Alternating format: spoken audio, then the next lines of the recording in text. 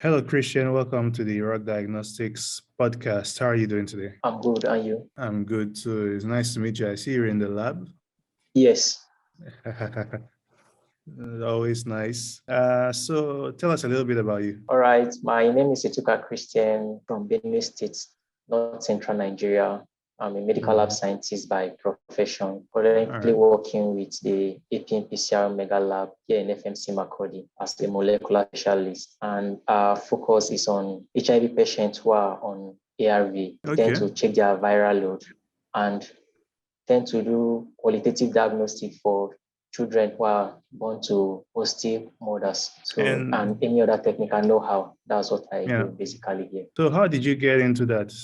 Your training, is it that when you got to the lab, they trained you to be more specialized in that area, or you already had the skills to be able to just get in and get to work? All right, for this, I was not really trained, but when I came in, because it's actually a specialized lab. So when I came on board, I came as a volunteer, trying to volunteer to get to know the PCR techniques because basically the world is moving molecular now. Yeah. So when I came in, because of my volunteering, there was an opening. That was how I was able to get into the system because of my dexterity. Okay, yeah. And I think that's really a good part. Sometimes I'm surprised when students don't really want to volunteer at places because that's really the best way to show what you can actually do, to be actually in a place where your skills might be needed in the future. And even if your skills are not needed in the future, you still gain some experience. So even if you had not continued there, you'd have been able to go somewhere else and then say that you already have that experience, and then you would have been able to go on, and it would have made things a lot Yes. easier. Now, when it comes to what we want to discuss today, which is quality management systems in the lab, the question was, are we ready? Are we ready yet? What do you think? Is it something that we are ready to implement, or is it something that we still have a long way to go as far as making sure that most of our labs are at a level where the quality of results we give is something we can really go to bed feeling happy about? For now, to actually go into the topic of discussion, before we dive into what your question really is, I would like to let my viewers get to understand what the medical lab science entails and why quality management system and whether we are ready or not. Now, the medical lab scientist is actually known as the medical detective. One of my lecturers always say we are actually medical sleuths. That's what we do. Is actually we are more like the focal point in the health sector. Whatever way is being dished out, it is what the clinicians use to tend to work on their patients. And if the results that you are giving out is not of quality, certainly something is wrong somewhere. And if we are giving out incorrect results, certainly there are two case scenarios that might come into play. There is actually the worst case and the best case. And the worst case could be misdiagnosis, inappropriate care, advanced health consequences, then threat to public health if it's for a communicable disease. Then probably the best case that can ever occur if there's certainly an incorrect result and be undue stress on the patient, probably trying to bleed the patient, coming back for bleeding the patient again. And if it's for something like cerebrospinal fluid, I say that we are getting the fluid from the patient, certainly that pain will always be there. Now, to talk about are we really ready to implement quality management system? The basic truth is that quality management system is actually is a mindset. And with what I've seen after going through some facilities, we really have a long way to go in the implementation. Although you could see that majority of facilities that are actually in the implementation of quality management system are those whom have an affiliation more to NGOs or labs that are in HIV care, tuberculosis, or any public health diseases of importance to the environment. So these are basic labs that are of the that are carrying out implementation of QMS. I've come to interact with a few medical lab scientists, and when you tell strange word, some of them might have not really heard about what QMS is, and they find it very difficult to comprehend. Yes, as I've discussed it with a friend. At some point in time, I was I was shocked. Not really, not.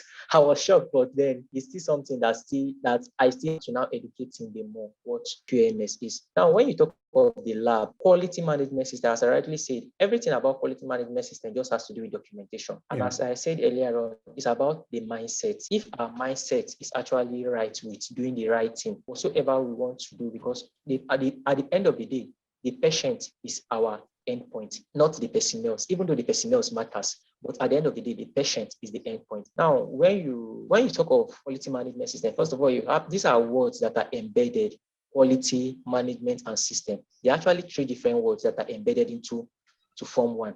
Now, we have to understand what quality is before we'll be able to know what quality management system entails. According to the World Health Organization, it defines quality in terms of laboratory as the right results at the right time on the right specimens from the right patient, with result interpretation based on correct reference data at the right price. All of this boils down to our patients. Our patient is actually our focal point. And if what we are dishing out is not of quality, certainly our patients will not really have the best of care. And now when you now talk about quality management system, this is actually a set of elements combined together to actually produce, because we are dealing with results. We are dealing with dishing out quality results from the lab. Yes, our result must be accurate, reliable, and timely for public health intervention or for patient care. So that is just what quality management system entails.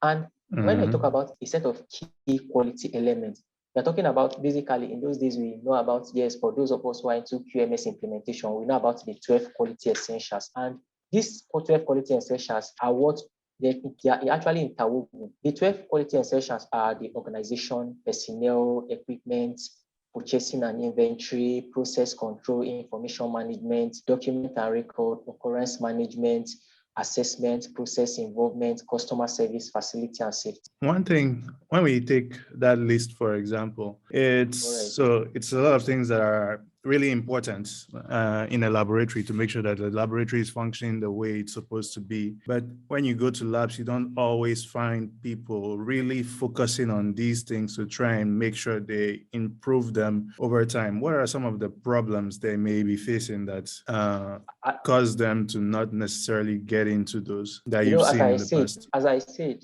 quality management system, implementation of quality management system has to do with the mindset. And if as an individual, if you consider that this patient you are dealing with could be your relative, could be your friend, could be your mom, could be your dad, certainly whatsoever result you are dishing out from that particular facility will actually be of utmost quality.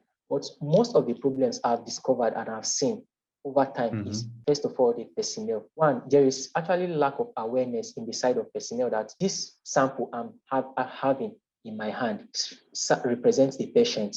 Yes, some you go to some facilities and the samples are sent to them to work on, not necessarily seeing the patient. While in some facilities, they see the patient.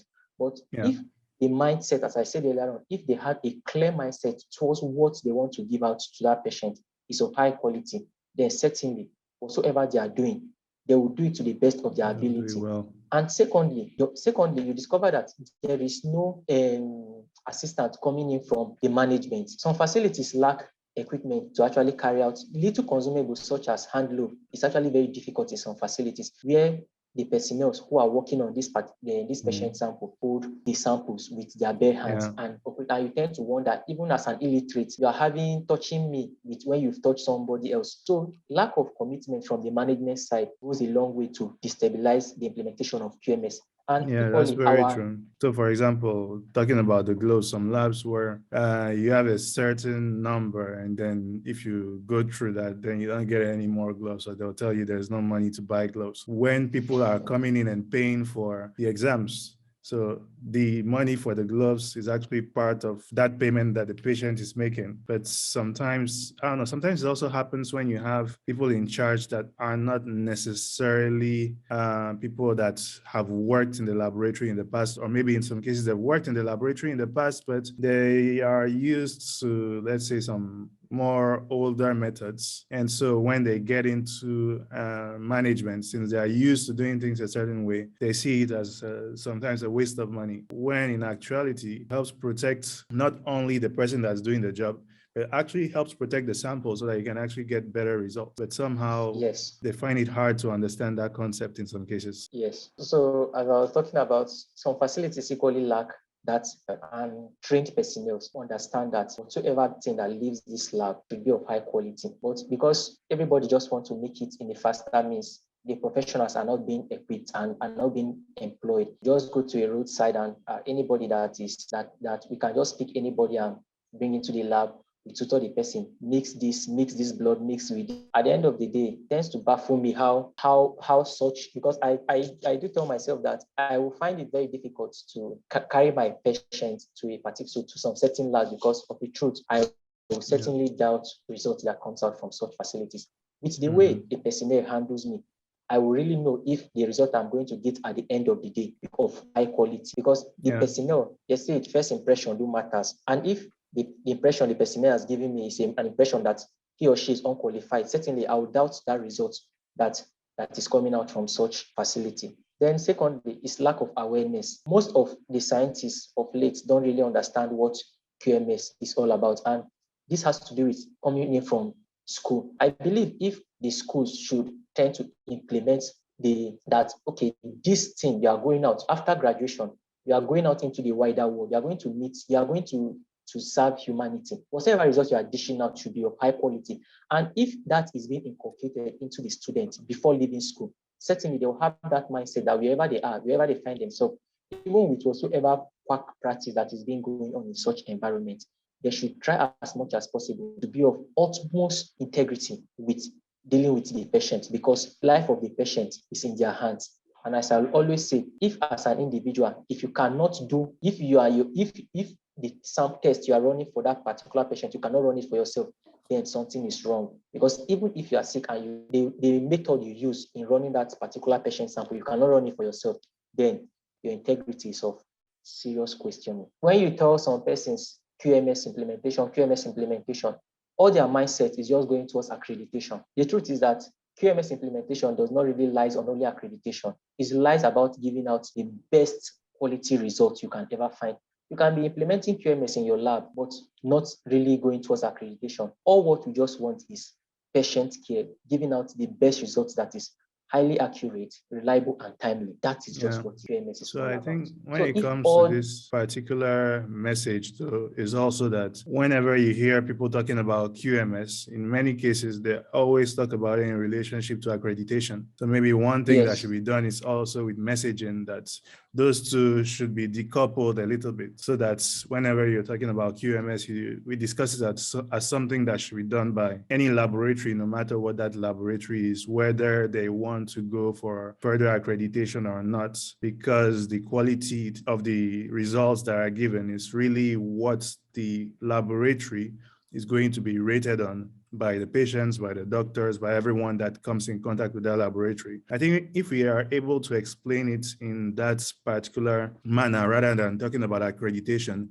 because when people hear accreditation, they start thinking about money that they have to pay to somebody. But if you can tell them, okay, no, it's not really about the money, but even before you get to that point, you should start having some records, start writing things down, even if you don't have an information management system. At least start writing things down, everything that is done, so that if ever there's something that needs to be checked, you can just go and then you can find the information, and it's going to help you. Probably your patients are going to feel the change. As they feel the change, they'll be telling more people, they'll feel more confident in telling more people to come to your laboratory. And of course, that means more business for your lab, and you can keep growing and developing so that you can actually get the money to do the accreditation later. Yes. Yeah, so I think those two things, if they are decoupled, it's going to be helpful. It's going to help so that managers aren't, because very often I think what they're afraid of is the money aspect, that they're going to have to spend a lot of money on it. When in actuality, when you look at what it really is, it's not really about spending more money. It's about taking a little bit more time to ensure that everything you do is done the correct way. When you say the correct way, done a little bit better each time. That if there's an error now, maybe you log it, you figure out how to solve it, and then the next time your testing is a little bit better, and you keep on improving. Now, for those who would like to implement something of this nature, what do you think are some steps they could take? Okay. One of the steps that they could take is that, as I said, QMS, everything about QMS boils down to documentation. The first basic step is that they should always have a record. You discover that you go to some facilities, how funny enough, they are using 20 leaves as their register. I did blood group for this patient, but meanwhile, where they are documenting this are in a 20 leave register, a 20 leave notebook. And you tend to wonder, at the end of the day, this notebook are kept somewhere and thrown away. So the first point of call should be that they should have a good mindset about their documentation. And if their documentation is properly fixed, then, because the basic truth is that everything about QM boils down to you having a proper record on ground. And by the time your records tend to check out those records over time, whatsoever you are trying to do or implement will help you. Because most persons don't really have where they document things. They just want to, let me, any piece of paper that comes, it's my friend, let me just do it. And that's the end. So if their documentation is of top notch, certainly everything about them, about the implementation of QMS, will be wonderful. And as I said, QMS basically is just the implementation of QMS is more of like trying to find, you are trying to look at, okay, there is trying to check for there's a non-conformity, not conforming to a standard, and SOP. So if all these are being documented, and once there's an occurrence in the lab, and you are able to document that occurrence and tell yourself that, okay, this occurrence happened, and this is what the preventive actions and the corrective actions I've taken, it will help someone who has never been to such facility, maybe probably who is in that facility but was not present when such occurrence occurred. It will help the person subsequently that, yes, so this thing occurred, and this was the way towards the preventive and corrective actions were being carried out. So everything about it is just about documentation. If their documentation is right, everything about them is of top notch. So the first point of call is that they should try as much as possible that their documentation is of standard. If their documentation, where you record you document the test, number of tests, number of positive cases you have over time, how you keep the inventory of your stock, is your stock running, are you running out of stock, if you're, all this are still boils down to documentation, because you must write.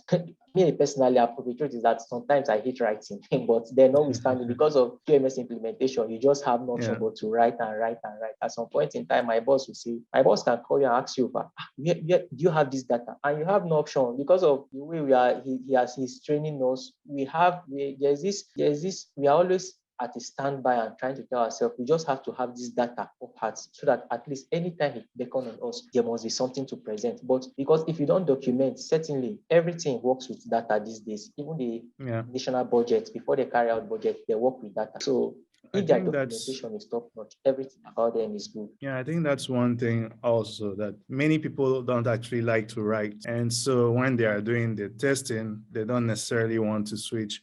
A problem is also that in some cases, some of the labs are short-staffed. So when you have a ton of jobs to do and you are the only person there, it can also become quite hard to be able to do the technical aspect and then go in and then type the results and then give everything to patients and then following that, sitting down and doing the documentation. So maybe one possibility may be to try and see whether it would be possible in some labs to have, for example, a person that's there to help with that documentation aspect and always making sure that everything that has been done is written somewhere, even if they have to go and ask other people who have already done tests in the past. So normally that's the way things are supposed to be, but we find that in our labs, sometimes because we are short-staffed, sometimes because the management doesn't necessarily have that vision, or they don't really see they can't think of the importance of that, they don't invest in it. And so that's how some of these things in some situations fall by the wayside, and no one is really paying attention until one day there's a problem,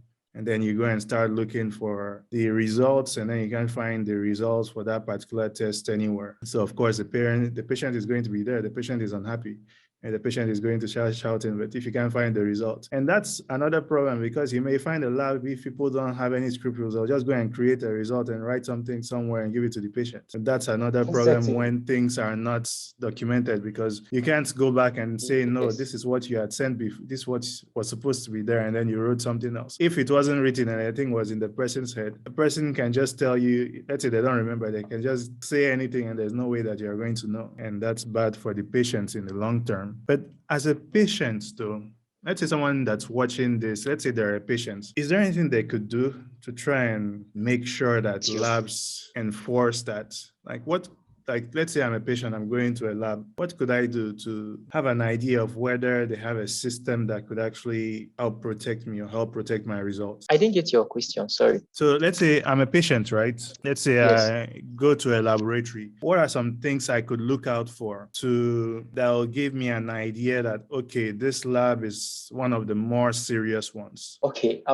For as a patient now, you know, in this 21st century, we are beginning to have patients who are informed very well before even coming to the hospital. I've had a scenario where my younger one certain time had some symptoms and he had to now start browsing so many things before going to the hospital. And when he now went and they were like questioning him, he was now, the way he was speaking, the medical jargons he was bringing out of his mouth, the person was like, are you a medical inclined? And he was like, no, but then some persons, they are already informed before coming to the hospital. So as a patient, if I'm a patient and I go to a lab or a facility, the first thing I look out for is, okay, you want to take my sample. First of all, I'm trying to look at, did you label the sample with my name? Because if my sample is being taken and the bottle you are going to put my sample is not being labeled, then something might be wrong. At the end of the day, you might end up presenting a result that is not even really my result. Because from the onset, you just took any sample bottle and placed let's say you want to collect my blood sample and just collected my blood sample and you placed in any sample bottle without asking me of my name or probably sex, age, based on the test that is being requested for. And because that is the first point of call, after the test is being carried out, certainly you are not there to know how the documentation is being done. So if I come in and I'm able to see that first site that, okay, you have a register, or probably you pick the sample bottle and my name is being described on the sample bottle, I'll be very confident. From that onset, there is this confidence that I'll have that, yes, at least something good comes out of it. And secondly, looking at the personnel who is coming to attend to me, if the personnel is one that probably he just comes and there's no personal protective equipment on him or her, certainly I'll know that something is wrong because coming in, you are not even dressed on your lab coat, you are not even with hand glove, you just come with your bare hands and you without even knowing me from anywhere, and you just come to collect my sample. What if there's a needle prick after receiving my sample? There's a needle prick on you, or probably there's a spill on you. Certainly, I'll just lose that confidence within myself that because you have most patients who always tell you that even when they come, say, I've had a scenario, a patient tell me I should change my gloves, that I've used it on another patient. So certainly, you're always a patient are always right. So with that kind of perspective the patient have, I will not even do anything. But if I'm a patient and I come and I see all these things put in place, certainly, I will always know that whatever is coming out from that place, because even after collection of sample, I'm not there any longer. But that confidence from that collection of my specimen will actually give me at most 95% that what is coming out from there be of quality. And yes, and these steps are probably particularly important in a laboratory where you do a lot of HIV testing, and then you have a bunch of samples that are coming in and you don't know where they are coming from. Or like in your case, do you actually do the sampling yourself or are the samples sent in? No, the samples are actually sent in to us. So we are not the one collecting the sample because this is more of like an NGO affiliated lab. So the samples are sent from the facility. We don't even have in contact. The sample what we just deal with is the sample. So we don't even have contact with the patients. So the samples are just being brought to us for us to carry out the assay, the viral load assay and the lymph diagnosis assay on the samples. Yeah, and one thing I've remarked, I think you also said that in the beginning, is that very often the places where you get the best quality management systems, and eventually you also get laboratory information management systems, is in laboratories where they're doing molecular testing or they're doing HIV testing or tuberculosis. Is that because they are particularly dangerous diseases, or how do I put that? There's a bigger risk. So of course, with bigger risk, you have to protect yourself. Are those some of the reasons why these labs tend to be a lot more strict when it comes to quality management, or are there some other reasons? Okay, as I said earlier on, not really necessarily because these labs have they are into high risk organisms also. But then you discover that even the private sector are actually enrolling into practice of quality management system implementation. Now, just like you have Cleaner Lancet, who has already been accredited by ISO 15189 standard to 2012. And that's just the top, as in a lab. So Cleaner Lancet now is a private organization, not necessarily because they do this or they are into just molecular aspects, but they cover a lot of other aspect of laboratories.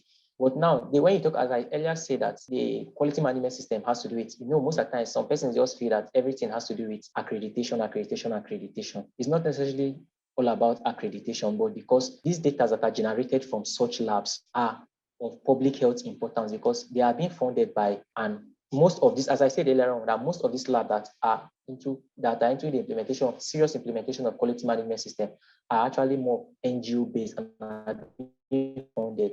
And you discover that most of these funds that are coming out are being funded by an organization, probably from the Western world. And once they tend to fund these things, all what they're actually after is data generation from these particular labs. And if these data are generated from these labs and these data are not top-notch, because no labs in particular, all labs will actually want his or her results, like his or her result, that when his or her result goes out, somebody will say, yes, indeed, result coming out from this lab is top-notch. But I will not really want a scenario where my lab result goes out and somebody looks at it and was like, just his, and did you go to that lab? I don't really know if you understand. So because the result, everything that leaves a particular avenue, there's always these days, there's always the name of the lab, where it's coming from, and the result, where the result is coming from. So if the result coming from that particular lab goes out and somebody sees it, I believe certainly, and the person discovered that that particular facility is not really doing what it entails. It's not that, then certainly there's an issue. So what's your final word? Are we ready yet? Going back to that point. The readiness. Okay, talking about our readiness, first of all, has to do with the mindset. If we have the mindset that implementation of quality management system should not just always be on accreditation basis, then certainly we are good to go. But if we have the mindset that implementation of quality management system is all about gearing towards accreditation, then we have a long way to go. Because the basic truth is that if you have the mindset that it is not just towards accreditation, at least even in a small lab, implementation of quality control, even while carrying out your test, is actually implementation of quality management system. Documentation of your day's test, that this is the number of tests, documenting it in a very good and well kept book, and at the end of the day, archiving those that are already filled up, having a good archive, is actually implementation of quality management system, but it's not gearing towards accreditation. It's just a way to help your lab and to maintain a standard that you've set aside. And if your personnel working in such lab have that perception and believe that whatsoever thing that comes out of this lab should be of high quality, then it's actually an implementation of quality management system, and it is not actually gearing towards accreditation. A small lab in a PHC can actually be implementing quality management system without even them going for accreditation, just because one, before they carry out any test, there is quality control attached to their test. They are implementing quality management system just in a little way. And as they progresses with other things and a big tertiary facility, enrolling themselves into quality, external quality assurance, getting samples from other interlab comparison, getting samples from lab A to my lab, trying to run the town sample, actually implementing quality management system, but not gearing towards accreditation. Hoping that if the Ministry of Health, in collaboration with the Center for Disease Control, will come, because certainly the basic truth is that accreditation is a high costing event, and that's if they want accreditation to be recognized standard internationally, that results coming out from this facility is of international, and anywhere it goes in the international sphere, it can be recognized. But if they have the mindset that we are not just working towards accreditation, then all what I've said, the implementation of quality control, engaging themselves into external quality assurance, getting to know more about mentoring, asking those who are already implementing quality management system to mentor them and to help them, it will go a long way to have that mindset that yes, we are ready. But then everything boils down to the fact that at this stage that we are in this country, it's all about the mindset. If our mindsets are right, just like someone said, a heart is right, will actually act right. So if their mindset is actually good of what they want to produce is of quality, then certainly everything will be fine. So lab experts, you heard it here. It's about the mindset first and ensuring that even if you don't want to be spending the money for accreditation, at least you start with simple documentation of what's being done in your laboratory. It goes towards ensuring that what the results you produce are of high quality. It goes towards ensuring that your patients are happy, that the medical doctors with whom you work are happy, and that everyone is likely to come back to your laboratory in the future because you always offer good services. You always produce good results, and they are happy whenever they get to interact with you and also with your colleagues. Thanks a lot for being here with us today, Christian. Thanks a lot for sharing your perspective on the medical laboratory and quality management systems. And hopefully we'll see you again very soon. Where is some place that people can get in contact with you if they want to? Okay, my social media handle is just looking for Facebook is just Ituka Christian. Okay. Further questions on quality management, they could still try and get in contact with you. All right, so we have that information. Thanks a lot for being here with us today one more time, and see you next time for more MedLab. All right, thank you very much. I really appreciate this time that you've given me to come and express my view. I'm really grateful for this opportunity, and I would really love to work with you guys in the future as well.